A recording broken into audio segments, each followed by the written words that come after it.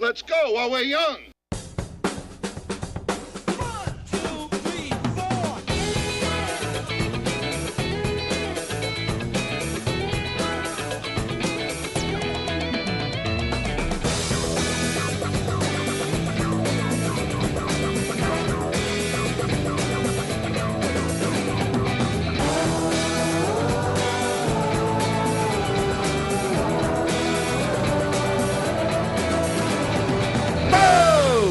There, get a drink and take a seat. Guess where you are?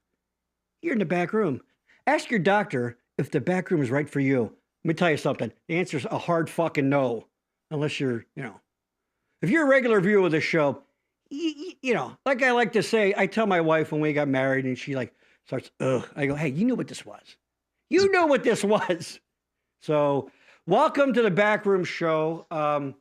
We've been off a little bit. I was going to, we had scheduled a New Year's Eve extravaganza. And by that, I mean me and Matt Ferranda sitting in our respective houses, entertaining adults who like us who don't go out. But hey, the COVID decided to come visit me. So, which is amazing because if you know anything about me, boy, do I like to not leave the house. But shit happens. Like Jurassic Park, life finds a way. It finds a way. I'm fine now, though. Lost my taste for a while. And if you're watching this show, I, of course, am your old pal, Gary Williams, of the Pennsylvania Williamses. I don't fucking know. I don't know. I know. Fucking my co-host is fucking losing his shit over there. Christ. All right. Well, first of all, everybody who's, I know we got to see a bunch of people on there. Say hi in the chat. Hello, everybody good? Everything okay? We're streaming okay? All right. If you watched our last episode, you know that we said goodbye for now to our my wonderful, beautiful, talented permanent co-host Maria Jarrell. She is an empty nester now. Her daughter's off in college, and her and her husband have plans, aplenty, which may or may not involve having sex all over the house. I don't know. hey, she's not here. You know, she may or may not be listening. We have some changes here. So for a few episodes, we're going to have guest co-hosts. And then, wow, lucky you, we're going to have a new permanent co-host. And I think you will enjoy them. But, so that said, let's introduce my guest co-host. This is a man who has been on this very program. He's the co-creator, head writer, caters, I don't know. The scripted comedy podcast, Jack Billings Presents, ... because there's a couple of versions. We'll explain why. And they've been nice enough to ask me to come on and do a couple of hilarious voices. Please, a big backroom show welcome return to, you know him, you love him, Michael Colby. There he is. Hi. Michael Colby of Jack Billings Presents. Yes. Presents thank you for himself. putting the S on there. Now explain that quickly, because why I did the ... because there are kind of some versions of it, right? Jack Billings Presents is a scripted, absurd comedy podcast where we have several different realities that we live in. Right. Each different season is a different reality. The first one is called Jack Billings Presents Me and My Neighbor Michael. It's a little bit voiced by you, more grounded in reality. Right. This one is called Jack Billings Presents Haunted Apartment Complex. It takes place in an apartment complex that is in fact haunted by ghosts such as myself. There you go. Here we go. This is the Facebook page. There you go. Check that out. You still have a Facebook page? You have a yeah. We have a fucking Facebook page. You do have a fucking Facebook page. Jack Billings Presents Haunted Apartment Complex on Podmoth Network. Podmoth Network. Yes. Or on Podmoth. And I know you just like literally hours ago, not even, put a fucking new episode out. I have to show this. This is fucking hilarious. Now you can find it over at Spotify. Look at the name of that title. Look at that episode title. It is not funny or cool to drown children anymore. Which I love. First of all, let's bring you in fully here.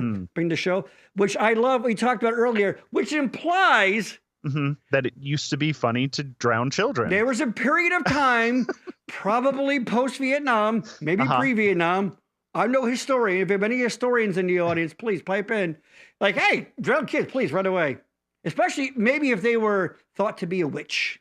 I think perhaps. Yeah, I think it was okay to drown witch children. Yeah. Yeah. But which ones? Oh my God, Gary, have you nothing but you thought about letting your co-host in first to do like the pre-ramble instead of yourself? Nope. Because you're very bad at it. No. Oh, thank you. I'm the best at it. First of all, you might also recognize my co-host from 3 years running, winning the Brian Posehn lookalike contest. Congratulations on that. I am amazing at this, by the way, so I will not let your middle-aged man, Wu-Tang Clang wearing shirt, clang, what? Wu-Tang Clang, clang, clang goes the fucking trolley, ass telling me, coming on my show, you talking about practice? Anyway, so that's that. Yes, so, all right, and also, of course, here we are, back on the Backroom Show. Check us out on YouTube.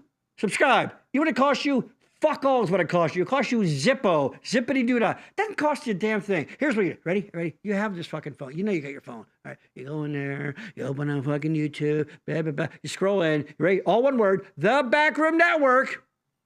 You're going to see like something like this or whatever. Just subscribe. That's it. Here's all the physical exertion that you fucking need. You ready? That's it. Just... that's all I ask of you. That's it. That's all I ask of you. And follow us, of course, on Facebook, Backroom Show, and the Backroom Network. Oh my God, you have 2 pages? He's kidding, honey. No one has 2 pages. That's a Back to the Future joke right there. Thank you very much for all you nerds out there. Like this guy. So like, subscribe, all that stuff. Listen, bring it in. Do your old pal Gary a favor here, okay? If you are currently watching this on the Facebook, which I know you are, go the fuck over to YouTube, all right? Watch it there for like 2 fucking seconds, all right? Hold on. Lady Poopy didn't check it in. Hey, by the way, join the chat. I got it. Yeah, you got it. I don't know what you got, but you fucking got it, all right. Yeah, join the chat, too. There you go. All right, go over to YouTube. You fucking troglodytes, all right? Go and find the show. Watch it for a little bit. We got to get those hits up, those counts. I need validation. I'm a pudgy middle-aged man doing a show. I need the likes and good measures of, I don't know. I'm tired. I didn't eat much today. So that's it. So go. Yeah, exactly. So we have a couple, our upcoming schedule here. Here we go. Boom. February 16th. Now, you may know, wait a minute. What? Yes, that is a Friday. Okay. And then the 27th, that's a Tuesday again. Now, pay attention. After those shows, your favorite backroom show, your favorite video podcast will be going Fridays full time. Fridays full time, baby. So let's when people who have no lives are ready to watch stuff on Friday evenings. Dude, who do you think our demographic is? Do you think we're getting the winners? Maybe. I mean, Lady Poopington seems pretty cool. Lady Poopington is my wife, so yeah, she's very cool. Yes.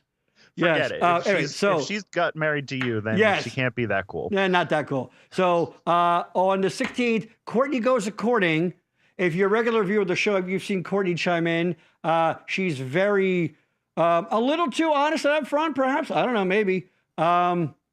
And she's a gorgeous woman, lovely. And she'll be also be joined by my dear friend Julie Swartz, who has been on this very program too. They're going to be talking about, they're both single and have not had the best of luck dating. You know what I mean? They are chronically single. And boy, do they have some stories to tell about maybe some things that guys do. So that'll be fun. Check that out. And on the 27th, which is a Tuesday, I Can Stop at Any Time. My new pal, Jason Neal, is joining me and my lifelong friend, Mike Rupert. These are both a couple of guys who are very, let's just say, nerdy or geeky in their very specific things that they're into. We're going to talk about different things. If you pay attention to the show, you know your old pal Gary has gotten into restoring old televisions. And my new pal Jason, I met him through doing that, and he's been a lot of help. He's been restoring television since the dawn of time. What? And let's just do this. And then my friend Mike Rupert, who's amazing, who's also been on this show, and Gary Has Friends, another show. He restores old arcade video games. What? And jukeboxes. So that's pretty cool. So we're going to talk about some of the strange and interesting things that people collect. Please chime in, anyone, with things you're into. So that will be fun. And of course, don't forget to check out the other backroom show produced show, the Participation Trophy Wives. Available. It's only audio version right now, but will be doing video very soon. The ladies have been on the show. They're hilarious and often a little, they like to have fun. They're hilarious. Check them out on Apple Podcasts. And basically, I've said this before. You know how, like, when you do it, Michael, you know about this. When people like talk about their podcast, they're like, it's available on Apple and Spotify, and well, Stitcher's not around anymore. But they'll name a bunch of ones. But guess what? Unnecessary. Here's the deal. You got an Apple, you got an iPhone, boom, Apple Podcast. You got a non-Apple, or even if you do, if you like, some people prefer it, you go to Spotify. That's it. You need fucking two. You need Podbean and all that other horseshit. You don't need all that unless they want to sponsor the show. Then they're the best podcasting service that ever walked the face of the fucking planet. So check them out. Once again, Participation Trophy Wives. You go, well, cute. I'm a dude. They're hilarious. You sexist prick. All right. I think that's all the plugs. Yeah, I said we'll be changing the show days. The next show will be Friday, then Tuesday again, and then after that, Friday's full time. Stay tuned. You know how you can stay tuned? You follow us on the social media. You'll figure it the fuck out. And speaking of Courtney, yes, starting after that, Courtney will become my full-time co-host. She's hilarious. She's a lot of fun. I've known her since we were kids. We grew up across the street from each other. She's awesome, and she's going to be a wonderful addition to this very program. And she's got nice cans. I'm just saying. No, wait. I'm not your permanent co-host after this? Oh, no. What the fuck am I doing here? Dude, are you kidding me? You're not even coming back ever. You fucking overlit motherfucker. No, you look great. Look, I can make myself dark. No, you're fine. You're fine. No, you're fine. Oh, actually, that's pretty good right there. That's pretty good. It's Michael, are you subscribed to the Backroom Show on YouTube? Absolutely not. No, nor should you be. It's not right for anyone. No. But anyway, go check that out, everybody. So Courtney Gift will be our new... She'll be the new co-host of this very program, and I'm looking forward to it because she's a lot of fun, and we always laugh and laugh and laugh. Anyway, that's it. All right, so today's topic, we're going to talk about what it means to be a man in this day and age compared to, say, our fathers, our grandfathers, and so on. Well, there you go. Oh, why isn't that showing up there? That's weird.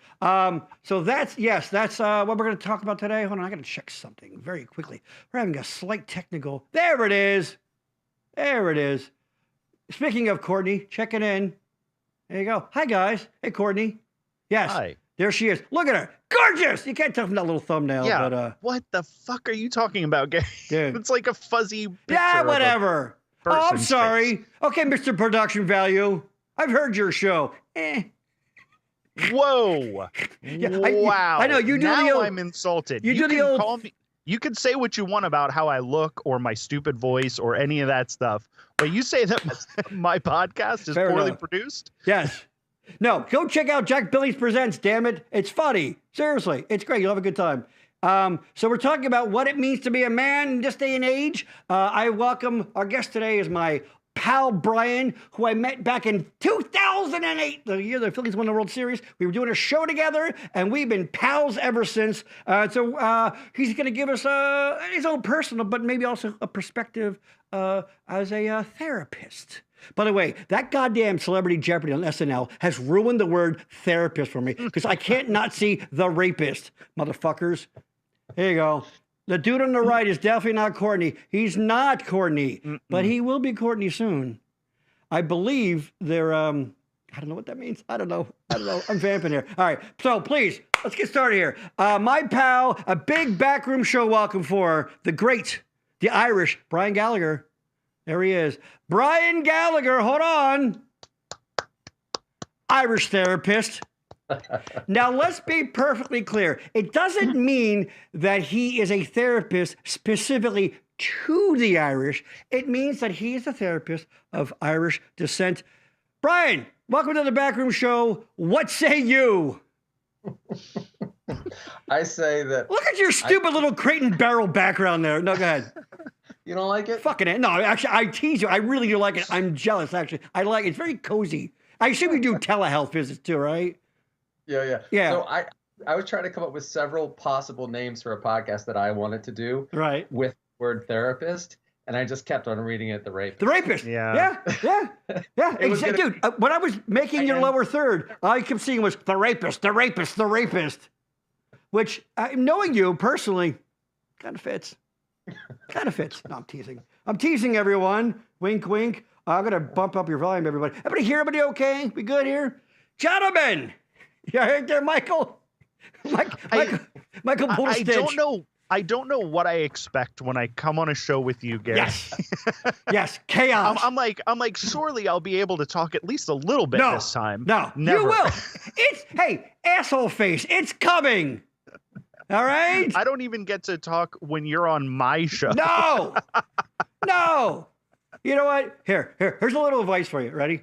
A nickel's worth of free advice. Be interesting. I'm just saying. Just be interesting. It's just gotta be interesting. All right. So today, like we said, we're talking about what it means to be a man. Let's jump off right away with sort of what we each think maybe, or whatever, or somebody jump in, what historically it means we think to be a man. And I think this is an interesting panel because Michael is a video game fucking nerd and, produce a podcast. Brian was a therapist turned actor turned therapist again. I'm me. So no one is exactly fucking confusing any of us with Lee Marvin. Like none of us has ever said the phrase, "Hey, honey, I have to go work a double shift on the dock today." You know what I mean? That's never been fucking said in the history of these three fucking jerk-offs right here. But guys, Michael, we'll start with you since you're so anxious to talk. What do you think historically it's meant to be a man, and how that compares with nowadays? I don't think it's ever meant anything to be a man. People seem to think like manliness like means something, but it means something to a certain amount of people. And there has always historically been, not traditionally manly men.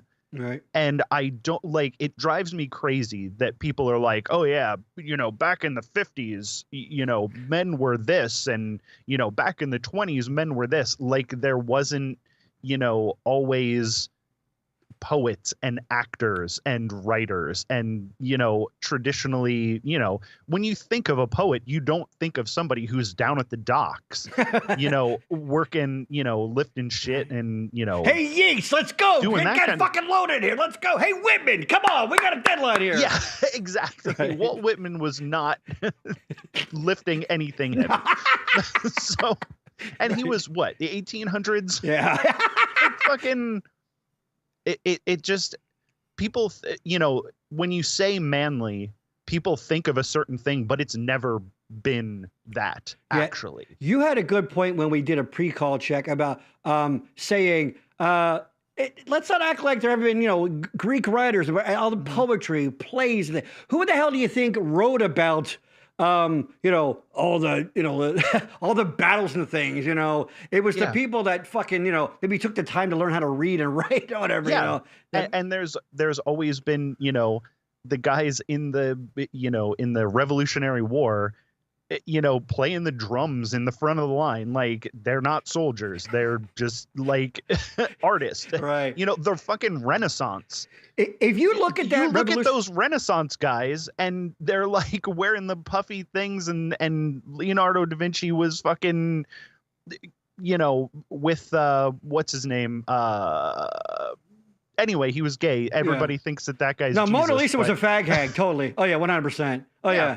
Yeah, she was his plus one for social events. So, yeah, exactly. It's just silly. It's just silly to think that manliness is. And I'm 6'1", 270 pounds, bald, big beard. Nobody messes with me because they think. Somebody sees me on the street and they're like, oh, well, I'm not going to mess with that guy. You can fucking mess with me. I'm the least manly man you've ever met. I can attest to that. I've met him. Not for me. All right. No, but, I'm not for a lot of people. Mr. Gallagher, what say you? What do you think traditionally, maybe how things conflict, from how we were, you got to do this and you got to, be a man versus maybe some realities of what it really means?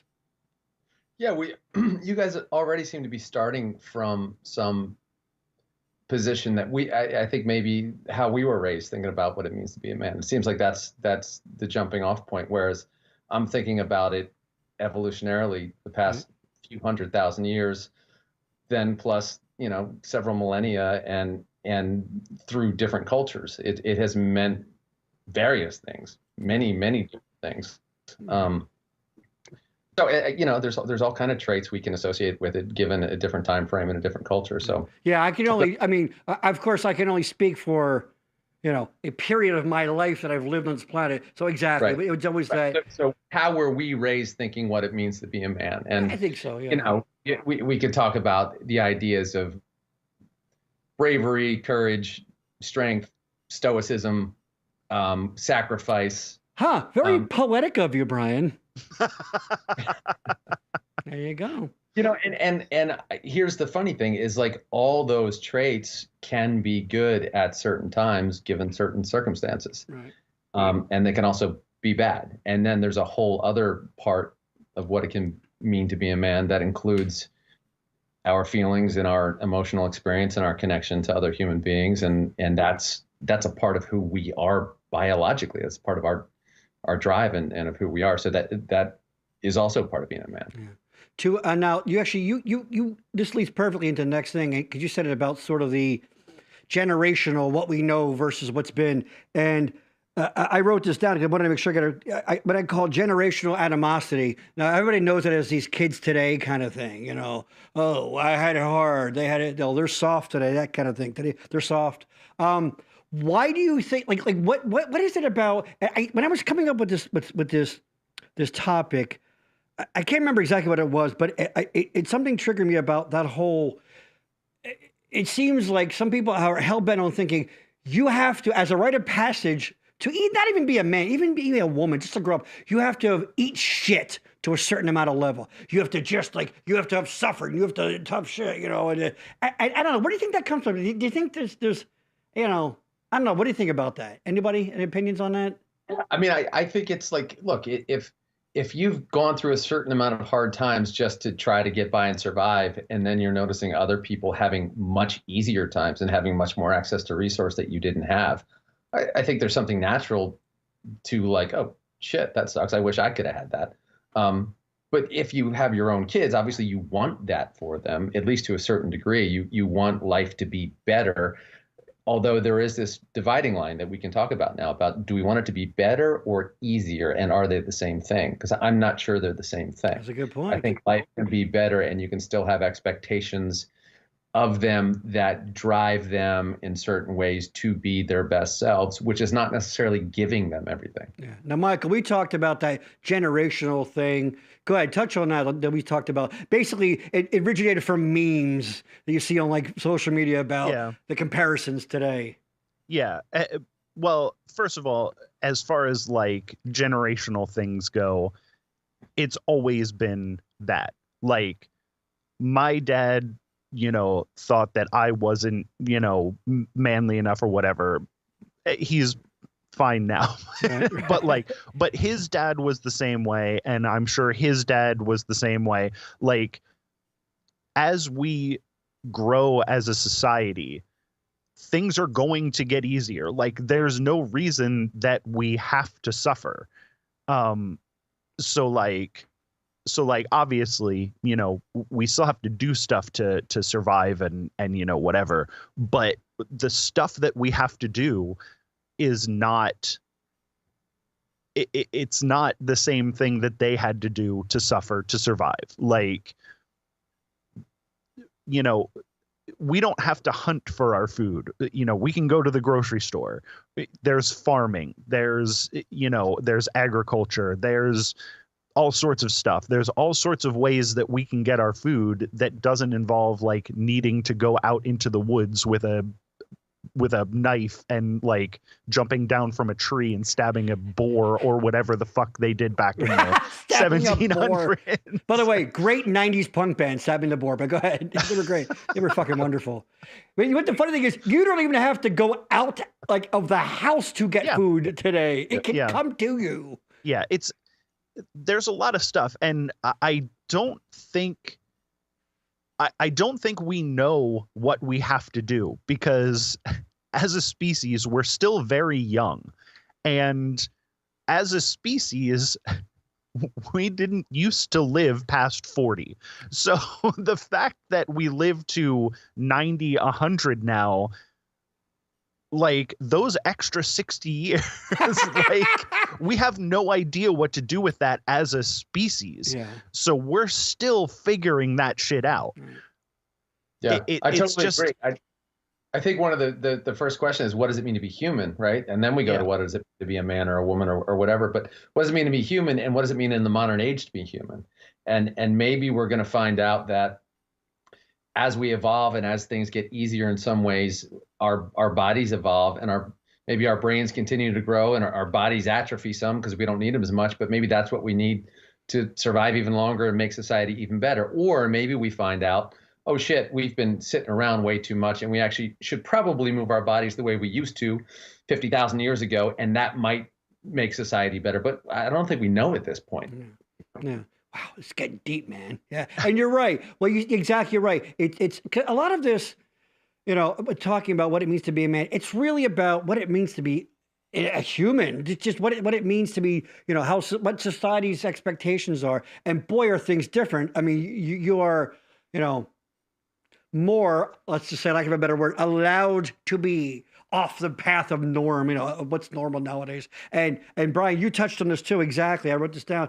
We there's this conflict, I think, between people saying, well, everybody says it. Like, I don't care, left, right, poor, but I want my kid to have it, better than, it's always better than I did, because it's always, people always, no matter who you are, you suffered or you had to work hard to get that thing. And that's fair. I mean, some maybe harder than others, whatever, maybe having to, when I went to that Ivy League school, I had to pick a meal plan and it was really tough to figure out whatever. And that's fine. But then sometimes but then it turns into, wow, they're soft. They've had everything given to them, Brian's temporarily blinked out, but I believe he's still blinked. There he is. Yeah.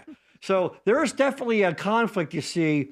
I mean, how many generations ahead is it been like, I made it better for, somebody in late 1800s, early 1900s that was, even say the Depression era, Dust Bowl stuff, and you did something, you put yourself out there, you worked hard to make things better.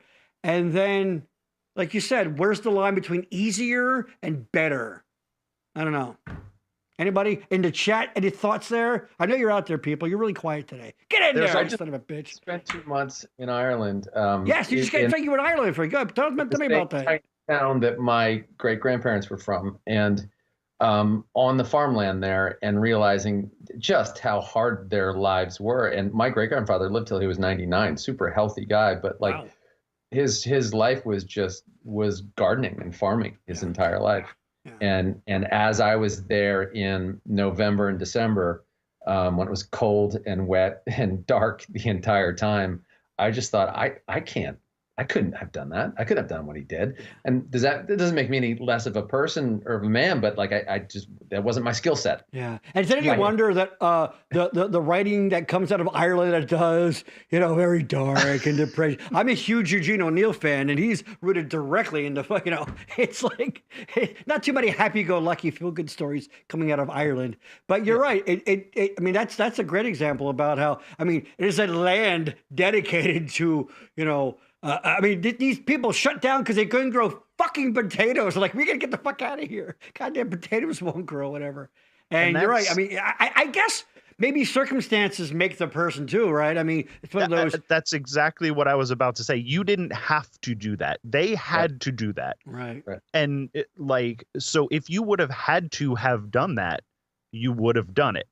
Yep. It's because of the way that society has moved forward is making people, and it's not their fault. Like, people seem to always go, it's the kids are lazy or whatever. No, they just don't have to do that stuff. So why would they? Like, if you don't have to work the farm, work the land and, do all that hard work, like, why would you do that? There's really no reason to do that. And the way that society is going now, there's a possibility that there is going to be a point where we do have to do that again, and then we'll figure it out. Like, but for right now, why would you do that? Well, Mr. fucking Silver Lining, Mr. Black Cloud there.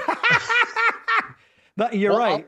Let me throw back at that, because I agree with you. But then there is this kind of movement of guys, not just guys, people who are doing rucking, where they take these rucksacks and they put heavy rocks in them, and they run or walk for miles a day simply because it's hard, right? Yeah. And they are saying and reporting back that doing something hard like that's not expected improves their body, improves their mind, improves their life in various ways that we no longer are required to do. Therefore, we do it by choice rather than by being forced to do it. Right.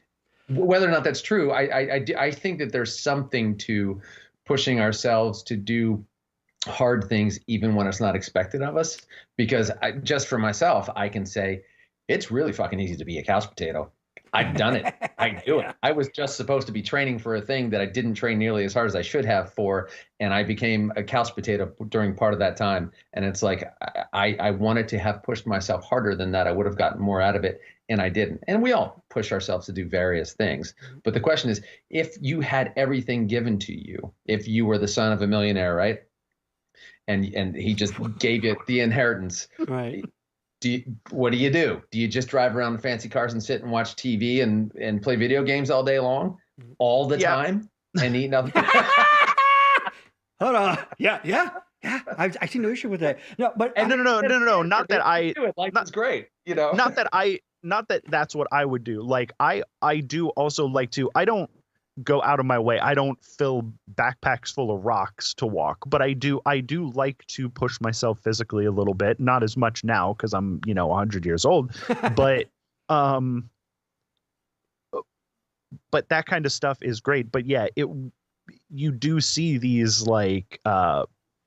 trust fund kids, these kids of millionaires really just becoming shitheads on TikTok right now, right. Or sometimes they become president of the United States. We're not going to talk about that. This isn't a political show, but please we're going to touch on him a little bit. It ties into this. But yeah, a lot of times it ends up, those people are shitheads because they're sort of cut off from the rest of society. Like when you have a lot of money like that, there's no reason for you to interact with like normal people. So you just get further and further away from those normal people, and then you end up, being a shithead on TikTok. So let me I don't want to say push back a little bit, but let me take a little bit of a different point of view. Just because you are, let's just come from this privilege, whatever you want to call it, this background, it doesn't inherently make you a bad person, of course. No. Of course, I'm not saying you're saying that, but I'm just saying because some people do.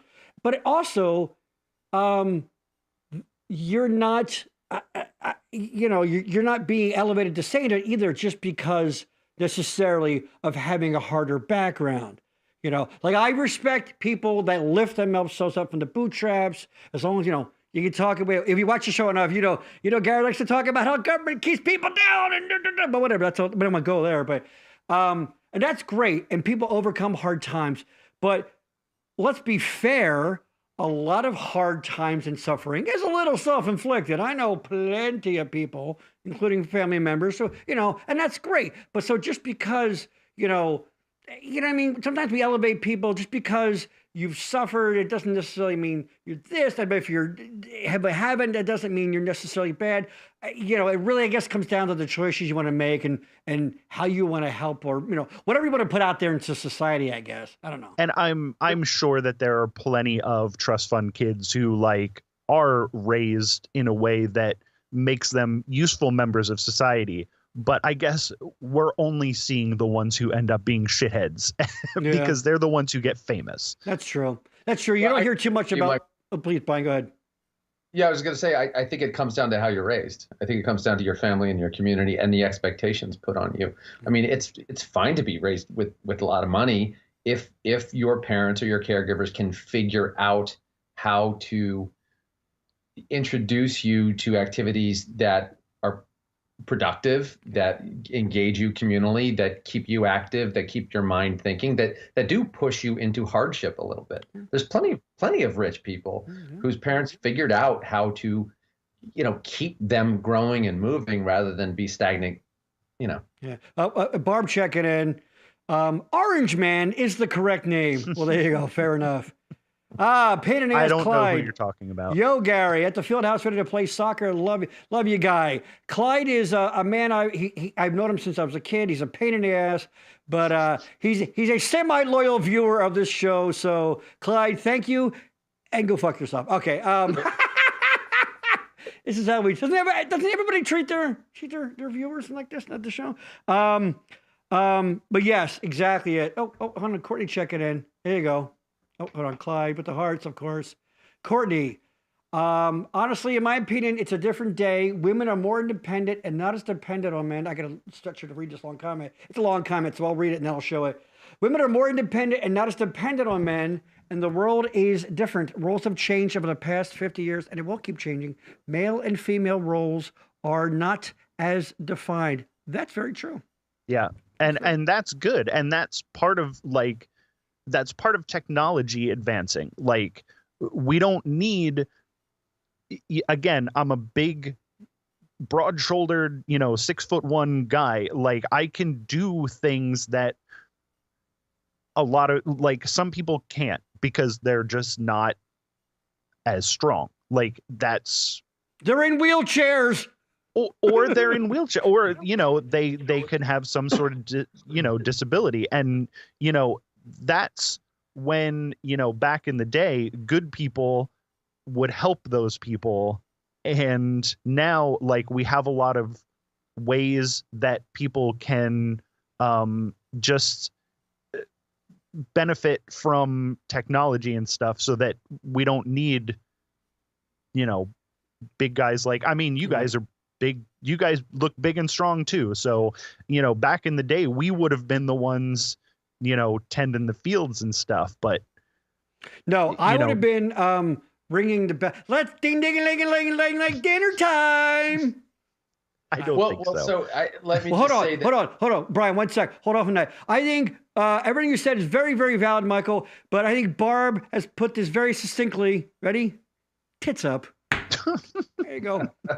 Tits up, Barb says. Fair enough. There you go. I don't. What is that referring to? Women having power and going out there chest first and taking on the world. The Mary Tyler Moore throwing the hat into the air. Okay. Kind of thing. Yes. But instead of throwing the hat up into the air, they throw their tits up into the air? Tits out, baby. That's it. I've listened to your show. I've not heard any. That's not true. Your show's full of tits. But anyway, Brian. It certainly is. It certainly are. Brian, please go ahead.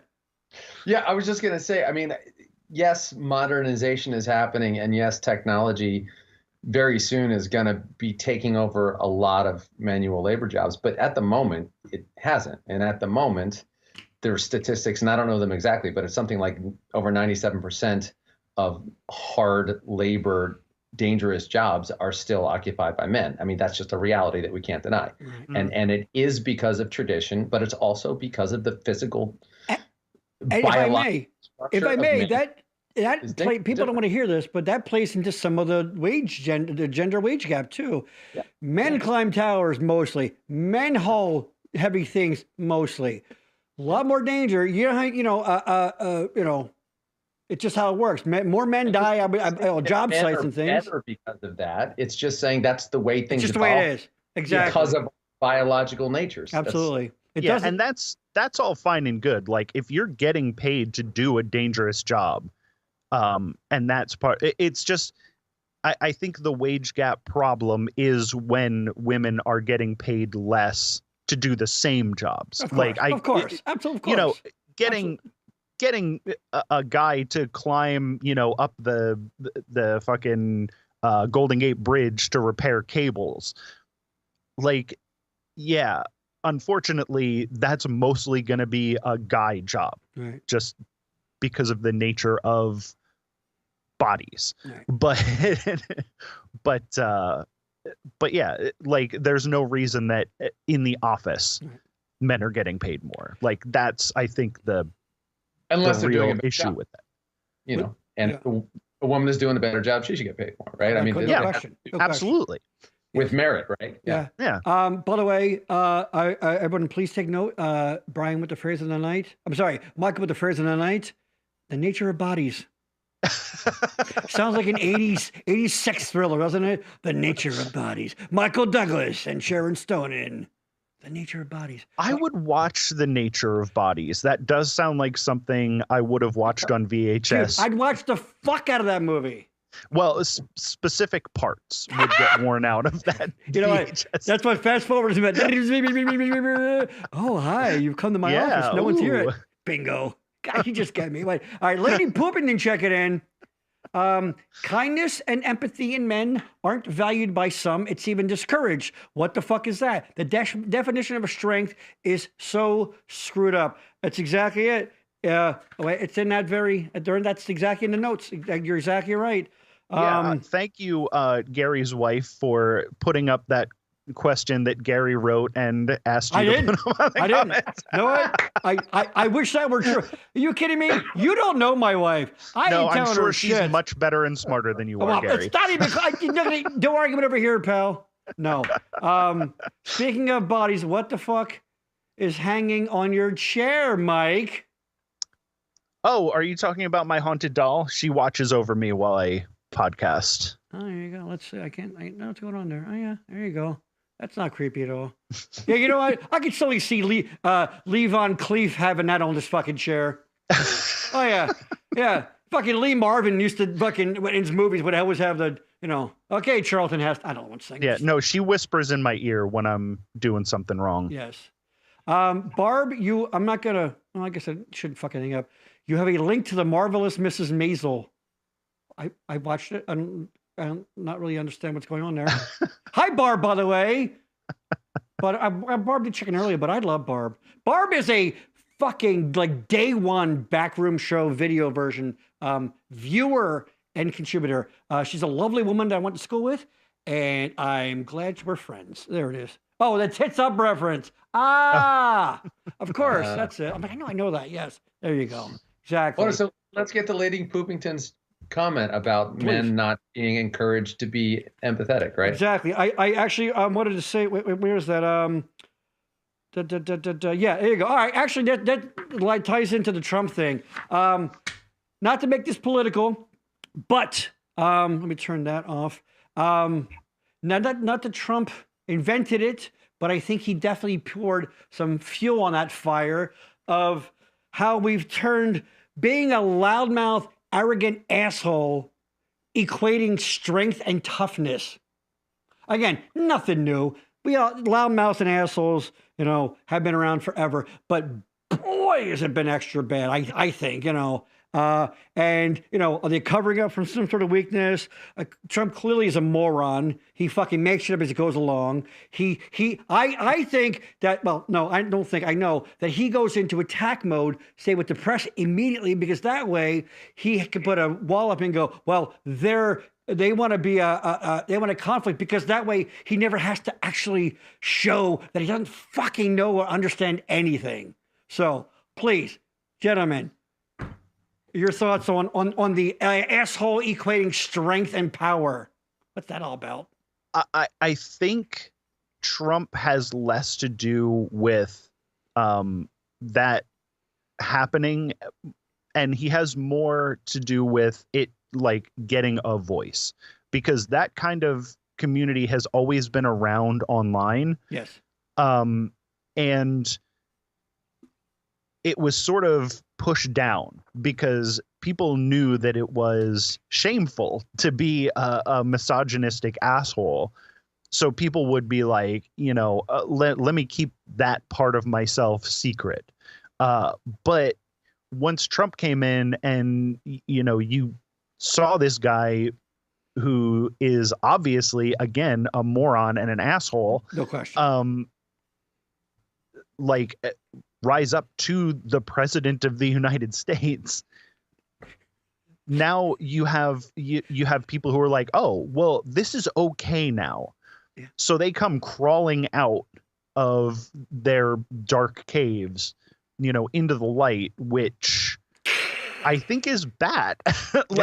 Call me crazy. I don't think that these racist, homophobic, transphobic assholes should have a big forum to spread that kind of stuff around. Right. Free speech, whatever, you can think and say whatever you want, but letting it out into the public is, I think, bad and wrong and shouldn't be allowed. Yeah.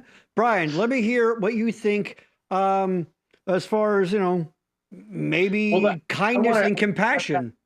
Yeah, I want to step back to the psychological factors Please. About what it means to be an asshole versus what it means to be kind and empathetic, right? So I don't want to be super long-winded about this, but hey, take your time. We got like 40 minutes to fill, pal. No, I'm kidding. Go ahead.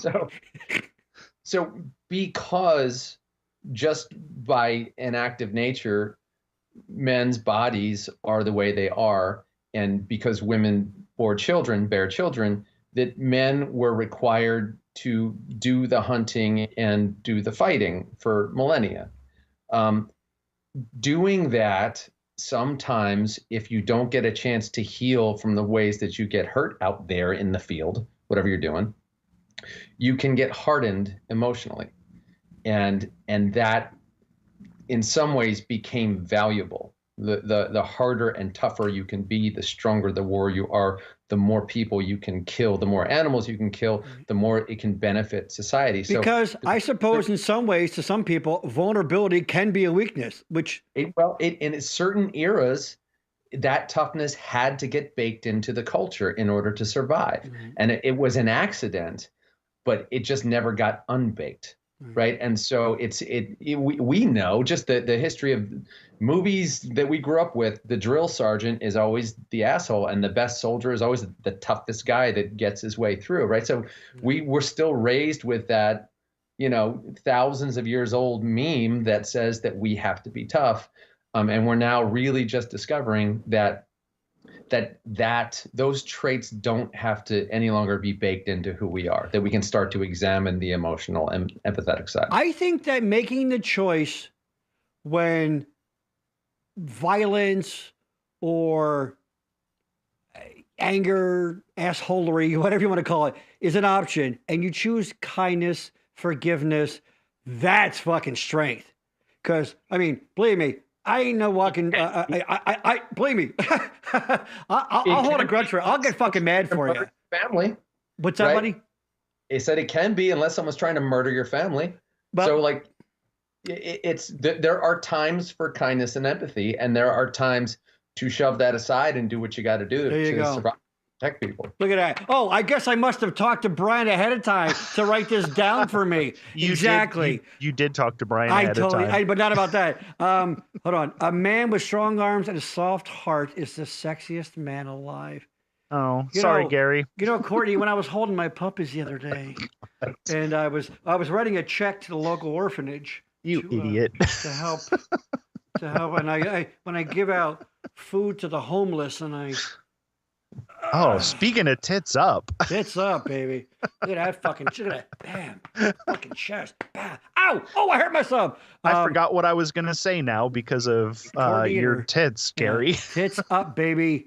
No, it's just that. No, I was going to say, Brian touched on it, and I have it written down. The sort of, I'm calling it the myth of toxic masculinity, which doesn't mean that there aren't times where people, whatever, but there's nothing wrong at certain times when shit's going down. I don't know, when a fucking shooter comes into a school and somebody's, like maybe the cops that didn't go the fuck in. Oops. Yes. There's nothing wrong with that. Sometimes. But that's not when it's toxic. It's toxic when it's all the time. Right. Like when you need to do something violent or I'm capable of that. I'm sure you guys are capable of that. But when that's not the only option, that's not going to be what I pick. It's right. When that's what you always pick. That's when it's toxic. Yeah, you and I touched on this on our phone call. Oh shit! You just gave away that we talked before. Son of a bitch! God dang! Everybody knows that. No, but there's nothing wrong. I don't. Some people, when I say the toxic masculinity, I mean some people. I hate doing the some people thing, but whatever. To some people, it's anything assertive or traditionally masculine. Or go, oh, there's your mansplaining, all that kind of stuff. It's like there are times when these things happen, but there are also times where it's a little overreactionary. I think sometimes, to be fair, we swing too much a certain way or back or whatever. And I don't know. You know what I mean? Brian, we talked about that too, as far as how. There's a line between being empathetic and sympathetic, and because sometimes it goes the other way. Sometimes people don't give anybody any grace. Like, for example, if an 80-year-old woman accidentally uses the wrong pronouns or whatever for you, give a little grace. It's okay. That kind of thing. I think we all have to be a little more compassionate too, right? Well, in terms of strength and empathy, like they can exist together. You can have, I mean, I really like this idea that I heard a couple of podcasters talk about that, and stay with me until I finish the idea because it might not make sense. But a good man is a very dangerous man that chooses to keep that dangerousness and that strength and aggression. I've heard that. I know what you mean. Under control, and decides to lead with his heart and good values, but is quite capable of doing things that he needs to do. A good man is not a harmless man. A good man is a very dangerous man who willingly keeps that danger under control. I like that. Michael, it just hit me what I was going to say about you.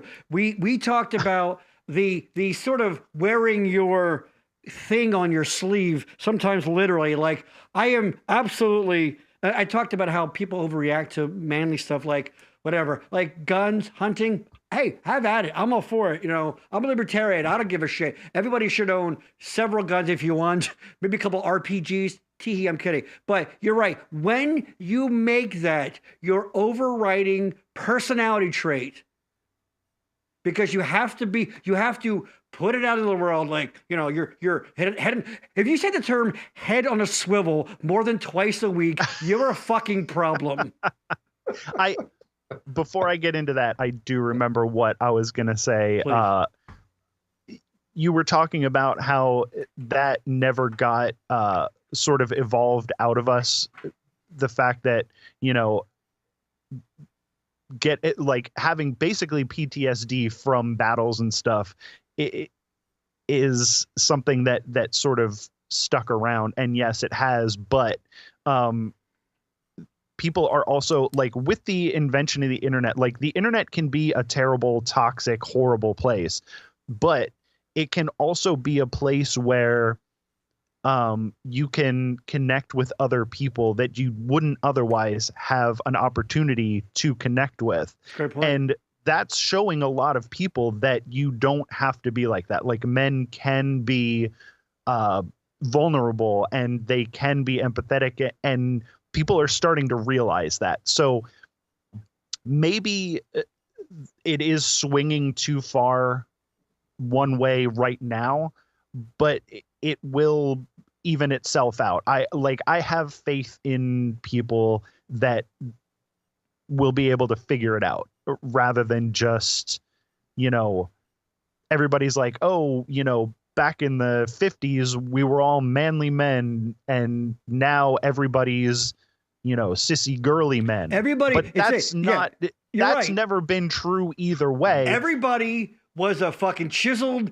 jaw, Pall Mall smoking man, and now they're all a bunch of like femi hair over the eye. Yeah, exactly. But that's not true. But if it did swing a little bit towards that too much, it'll come back. Right. And I feel like people have the ability to be well-rounded people. Right. And just the fact that everybody knows now that, oh shit, I'm not the only man who feels like this. Right. I think is helpful to everyone. Like, hearing women's stories about stuff that they went through with with men, I think helps a lot of men realize that, you know, men can be shitty, and we can speak out against that, because the men who are shitty aren't going to listen to women. They aren't going to listen to gay guys. They're not going to listen to, you know, trans people. They're going to listen to other men who look like them. And if we can get that, you know, even a couple to change their minds and maybe, you know, you not the Rock. So You're talking toxic. about the Rock. We need the Rock, is what we need. We do need the Rock. We need the Jesus. Rock. Yeah. You know what? Actually, you know what? Since you touched on that, perfect timing on that with this E. Jean Carroll thing going on with Trump. You know, the whole.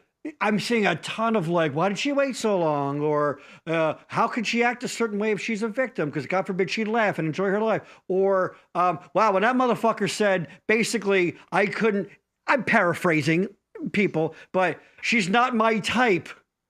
As if to imply there's a type you would rape. You Yeah. know, and some people are like, yeah, and that's not specific to what's going on with him. That's so you're right. I mean, the things that we just sort of take for granted that women specifically have to go through. And you know, the sooner I have three sisters, so I mean, I you know, very sympathetic to what goes on with women and the hardships that are unique to them. And you're right. The more we fucking learn and have, you know, instead of your asshole buddy being like, hey, you're right about her, how about you go, no, fucking Tommy, that's not fucking cool. That's not fucking cool that you say that about her. You feel this way. By the way, I'm thinking about Courtney's breast right now, but that's all different story. But anyway, Jesus Christ, Gary. what kind of obnoxious asshole would say something like that? So, all right, so Brian, I want to jump back to you. As a therapist, I'm going to ask you this. If you see, I can't help it. I know. I can't help it. I can't help it. ADD, baby. Problems that you see, patients that you talk to that are uniquely, you know, issues that men have specifically. And we touched on this a little bit, like things like lack of affection or how affection is doled out differently from little boys say, or girls. So, geez, please jump off from there. Yeah, and again, I only know what the current culture that I live in and work in, and who knows what it was like 100 years ago or 1,000 years ago. But everything was in black and white.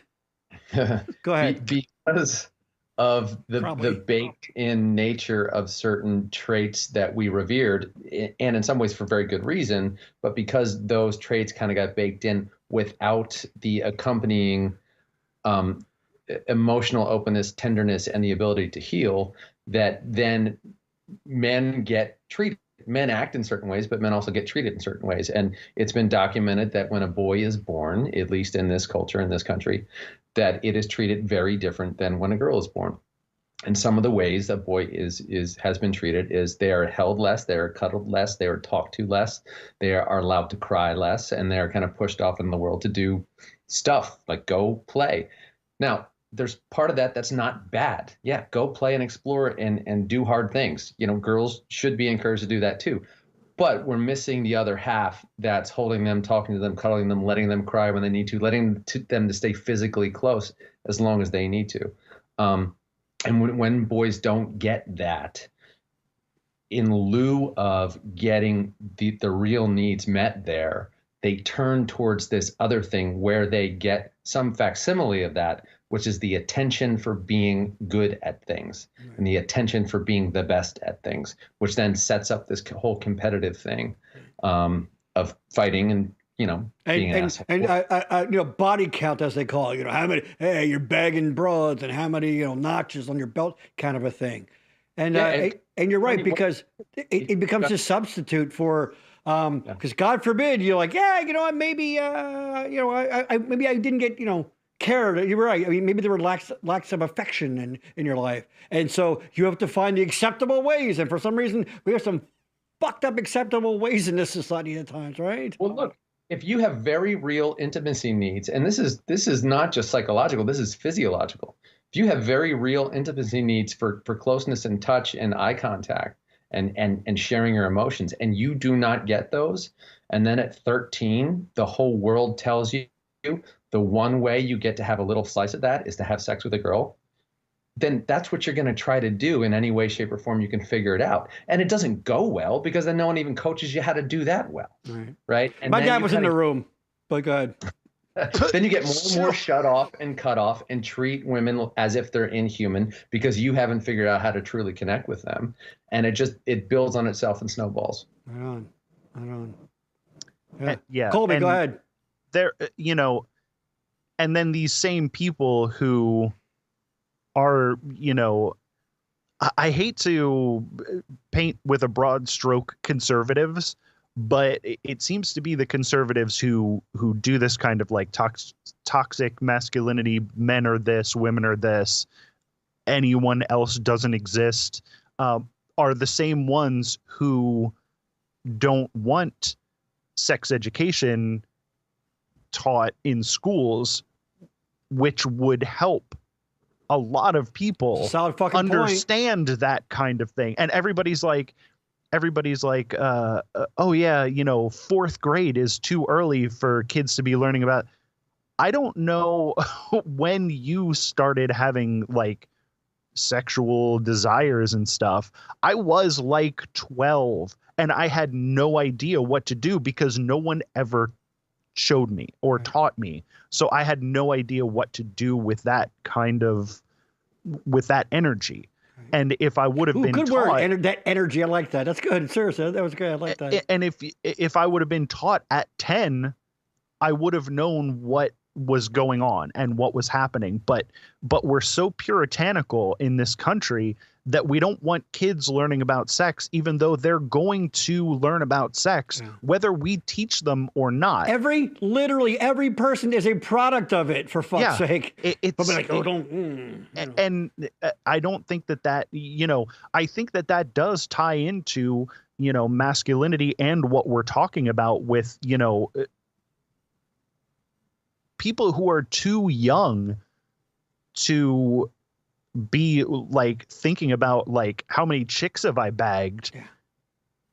If they would have learned about this stuff, that would have been you know, a useful weapon in their arsenal of not being a huge dick like all the time. Not to get, you know, Michael, I love that point. In some ways I totally agree with you.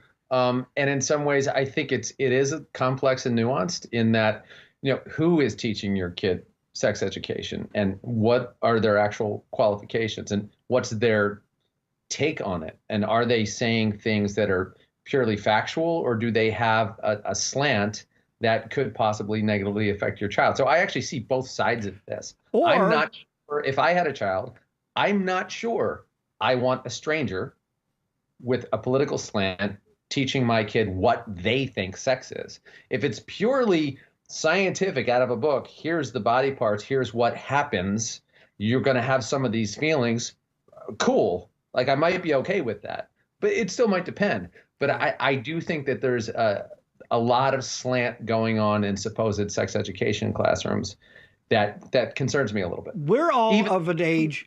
People should be educated in this, and that would be an arsenal against being an asshole. Yeah. We all are the age where we found magazines in the woods next to the pool. You know what I mean?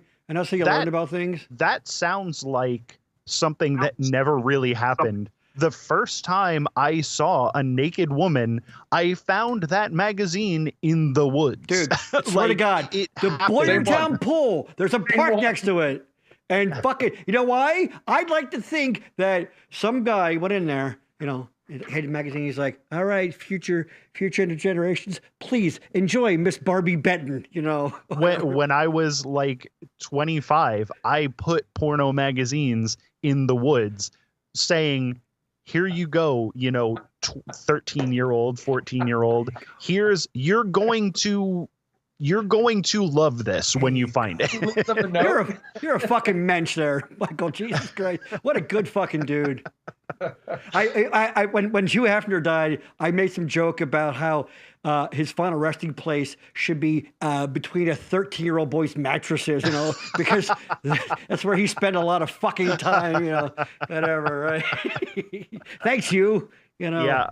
But and we're joking. We can joke about it, exactly. But and on the same hand, the excess. Your left hand. Yes, very funny.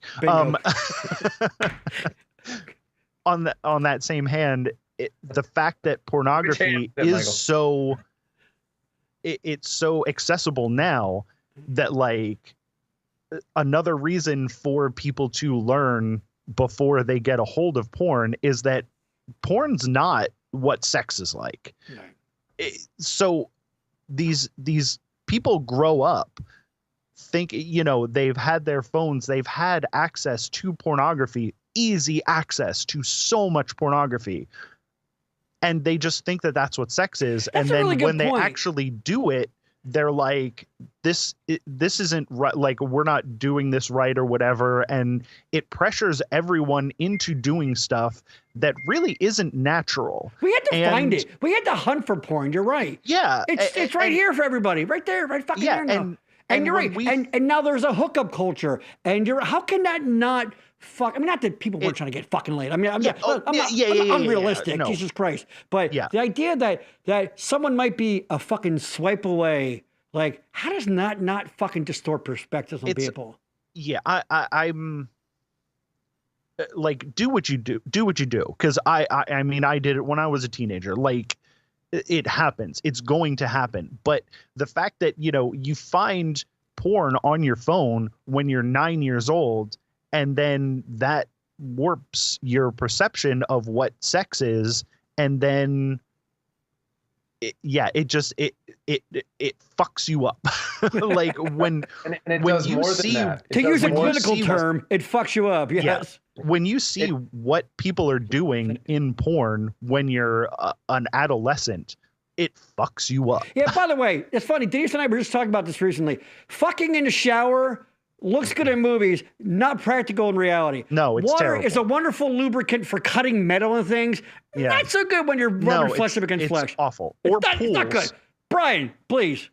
Yeah, I was going to say, On that totally note, agree, Michael, I think porn is a huge problem for all kinds of reasons. And actually, my mentor, who has been my psychologist and friend, and we worked together since I was 18 years old, he's actually coming out with another book that's talking about the state of porn in the world, particularly in the United States, and that it's way more. I mean, what you said is true, but it's way more than just the idea, what it gives you about what the idea of sex is. It's actually what it does to our brains when we watch it, because we're watching something that is not real, that's on a screen, that's falsely raising our dopamine levels, and actually fucks us up way more than super addictive drugs. Yeah.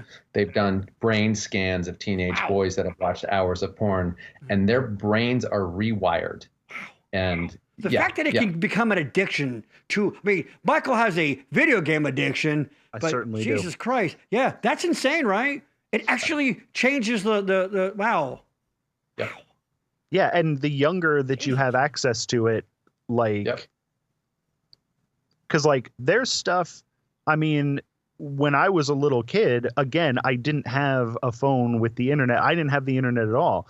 But like, there are some things that I saw when I was a little kid that like still trigger, you know, arousal in me when I see it. And it's, you know, whatever. It was something that I saw. Don't say ice cream truck. Don't say ice cream truck. Don't say ice cream truck. Go ahead, sorry. nothing banal like that.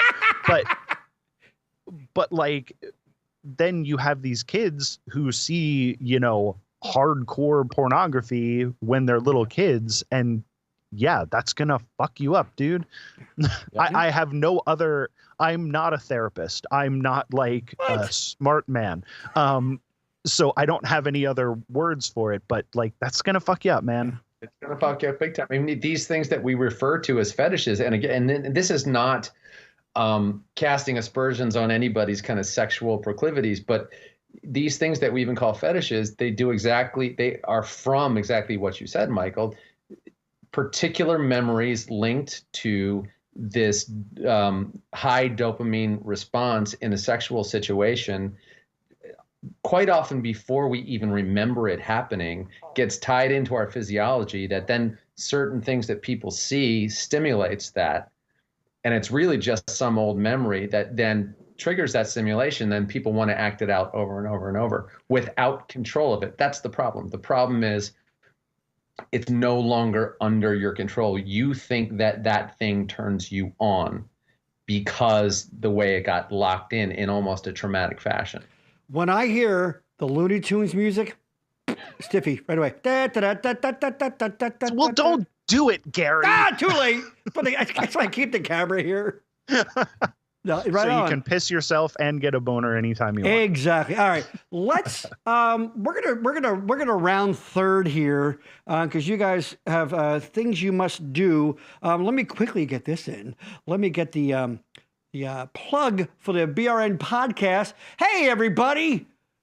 Are you a loudmouth who possibly does a lot of cocaine and so like, I want to get all these thoughts out of me? Well, boy, have you come to the right place.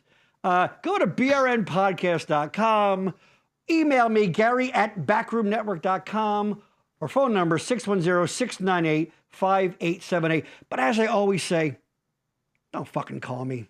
Come on. It's 2024. Fucking text me. What's wrong with you? No, I'm kidding. You call me, maybe we'll answer. We'll see what happens. No, seriously, video podcast, audio podcast, any kind of consultation. I've helped a few people out. Go, what do I need? Equipment needs, all that kind of stuff. This is your one-stop shop. Pew, pew, pew, pew, pew. I don't know what this is about. We have no production value for this. It's just me going, pew, pew, pew, pew, pew. So reach out today. All right. Let's. Hey, Gary, if you need post-production on your podcast, Nope. I know a guy. Nope. Nope. It's all done live, baby. That's it. A live edit. Fuck that. I used to edit the audio version, and I'm like, fuck this. So now it's boop-a-dee-boop. I go back. I trim the timer off of it. Done. That's all I need. All right. So we've kind of touched on this, and this will basically be the last thing. But I think we circle back beautifully about is being a man, in quotes, just a substitute for being a decent person and not being a dick. Because at the end of the day, you're right. I think whatever you said, it's not really about masculinity. It's about humanity, you know? So please, final thoughts on that. I think there was a time where being a man meant something specific. I think that time has passed. Right on. I think being a decent person is the most important thing now. And that goes for no matter what gender, no matter what anything, just like fucking don't be a dick. Don't be a dick. I think and it's so easy. Like, it's so easy now to learn about people who are not like you, which is, I think, the most important thing of not being a dick, is learning about people who, like, back in the day, you know, back when I went to school, which wasn't that long ago, you know, we would make fun of, you know, people for being autistic or for being gay or for being, you know, whatever. And wearing Wu-Tang Clan fucking shirts, whatever. Nobody would ever make fun of anyone for wearing a Wu-Tang Clan unless you want to die. Yeah, really. But like back in the day, we would make fun of, because it was harder to learn about different people. But now it's very easy to learn about somebody who's different than you, and that's probably going to make you make fun of them not as much because you understand where they're coming from. Yeah, I think understanding is the important part. Being a kid is a whole other thing because they're stupid and young and your brain, you know, you kind of give a little bit of leeway, but when you see a decent, kind, caring kid, you're like, God damn, all right. Yeah. Sadly, it seems to be the exception mostly, but you're right. I think maybe things are getting better. Yeah, you're right. Don't be I think to surmise what Michael's saying is don't be a dick. Exactly. Yeah. Brian, please, closing thoughts. Yeah, I mean, look, we still have biological realities of what it means to be male, female, and therefore what it means to be man and woman. And yes, there's this squishy gray area that we're figuring out right now, and there's no, I don't want to give any particular thoughts on that, but aside, knowing those biological realities, that does mean something about personality traits to a certain degree, and it's okay to embrace what that means, as long as it's not harming other people, right? So in general, men are more aggressive than women, but if that aggression is the fuck's that mean? Jesus, if aggression is put towards positive, productive things, and when needed, and he maintains his empathy and connection, right? So we can't deny certain realities, but within that, we can have a moral compass about how we want to act. That's true. I mean, you can definitely, if you can learn and get the tools to take that potentially bad energy and focus it on drive and compassion and help and empathy and things. That's not a bad thing, right? Just grow, you assholes. Just grow, you assholes. That's a better way of saying it than what I did. Exactly. Just grow. Like, it's not too late. Like, Gary's, 80 years old, and he's learning stuff every day. Next month I'll be 80. People are like, oh, I'm too old to like learn that, being non-binary is, okay. It's like, no, it's not. You're just refusing to learn, Right. Like, fair enough. Yeah. Like, don't refuse to learn. And let me say this. And even if, like, you don't, and I don't say you, I don't mean you, I mean editorial you. You don't have to have an opinion and fucking voice it on everything fucking either. You know what I mean? If you don't like that weird kid down the street who looks kind of like a girl and blah, blah, blah, who gives a shit? In what way did it affect your life other than being like, oh, like if your argument is like, that's not what God wanted or whatever, maybe he didn't want you to be a fucking bigoted scumbag either. You know what I mean? You know. Well, hold on, let me finish with this though, Gary. Please. And I don't want to open a can of worms, but open away. we talked about this the other day too. We need to be able to have conversations about this stuff. Yes. Right. We need to be able to have conversations about everything and anything all the time, especially with people who we vehemently disagree with. Right. And that conversation can be productive if we listen really well and come towards each other and being open to change. Hold on. One caveat to that, because I hear that one a lot. Like you hear it in politics or whatever. We have to find a way. Nah, if you come from a place of hate and harm, I'm not going to meet you halfway. I'm not I'm not pushing back to you. It's just like to your point. I don't mean it that way. I just mean like that's a common thing said. Like we have to learn to overcome and compromise. Like no, if your thing is to hurt people either physically, emotionally, otherwise, I'm not fucking meeting you halfway. Yeah, I'm not going to meet a Nazi halfway. Yeah. Right, but so that's obviously an extreme example. But were you to be able to sit down in a room with a Nazi or anyone else with a very extreme position, you would actually try to engage them in conversation in a way that you make them question the reality that they think they believe in. Yeah. And people have changed like that. Absolutely. I've seen that. Absolutely.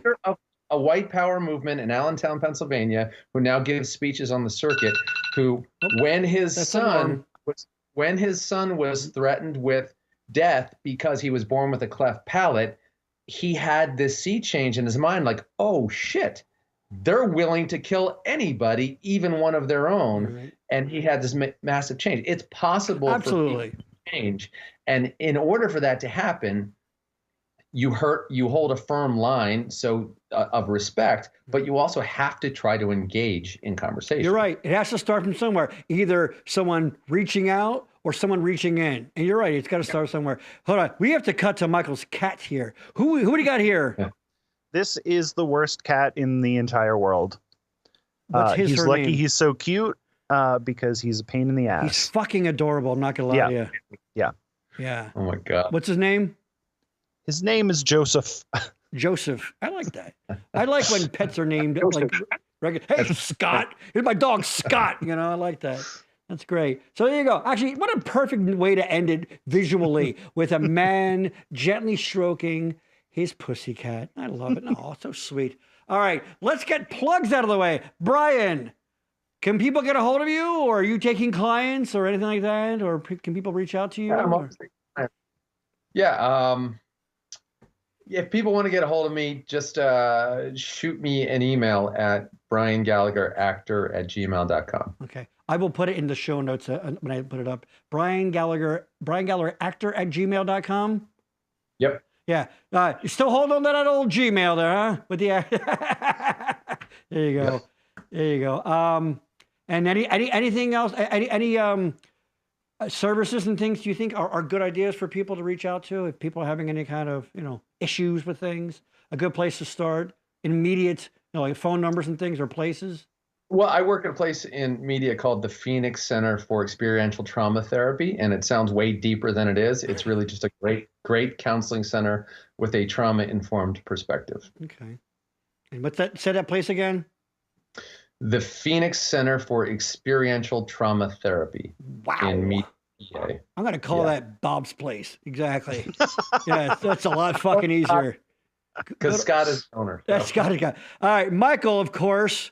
We have Jack Billings. Fucking title. Fucking kills me. Of course. I don't think you post much on Facebook. I guess scroll not. Down and see what the last. 22. Yeah, maybe. But go to Instagram. There you go. Instagram Billings Presents. Yeah. Where you find your podcast. It's available on Apple and obviously here on Spotify. Yep. Jack Billings Presents Haunted Apartment Complex. And you've got some ideas for a future storyline coming up that I believe you said is going to be taking place in a prison. That's correct. That's all I'm at liberty to say. The next season is Jack Billings Presents King of the Big House. King of the Big House. We'll be in jail. It's all the same characters with slightly different twists. We always add 1 or 2 extra characters a season as we need. You can also check out my other podcast. It's called This Bizarre Adventure, where myself and my co-host B. Highland, who is a JoJo's Bizarre Adventure superfan, cosplayer, voice actor, and all-around lovely person, we talk about JoJo's Bizarre Adventure. We're going episode by episode, and it's the first time I've watched it. Mm-hmm. So if you love anime and unhinged leftists bitching about the state of the country, you're going to like that podcast. It's called This Bizarre Adventure. I tell you what, stop drilling, hit oil, baby. You fucking got it. Absolutely. Gentlemen, I can't thank you enough. Oh, also, of course, let me put this up one more time. Episodes coming up Friday, February 16th with the great, lovely, funny, talented, you're going to love her, Courtney. And you do is you get a sneak peek of Courtney for when she's the full-time co-host. It's going to be great. Please join us in the chat. Tell us about any horror stories you've had, dating and things like that. Those are always, everybody's got something that they went through. And then Tuesday, February 27th, I'll be joined by my one of my longest, dearest friends, Mike Rupert, and my new friend, Jason. We're going to talk about different things that people collect. Some normal, some unusual, whatever people bring to the show, and things that they geek out on. Michael, I know you're a big video game guy, so there you go. Perfect for you. I will be there, and I've been told I may be a secret guest on that episode. Stand by on the Skype, or I might even just call you in. Exactly. So everybody, thank you so much. Don't forget to go follow us on all the social media, blah, blah, blah, blah. We just started a new year, and this is we're going on year 3 of this version, I think, of the video version, and it's been awesome. We've had some awesome regular hardcore fans and people watching the show. They've stuck with us, so I really greatly appreciate that. And exactly, don't be a dick. Just be nice and accepting everybody else, and that's it. So we will see you next time in the back room. See ya.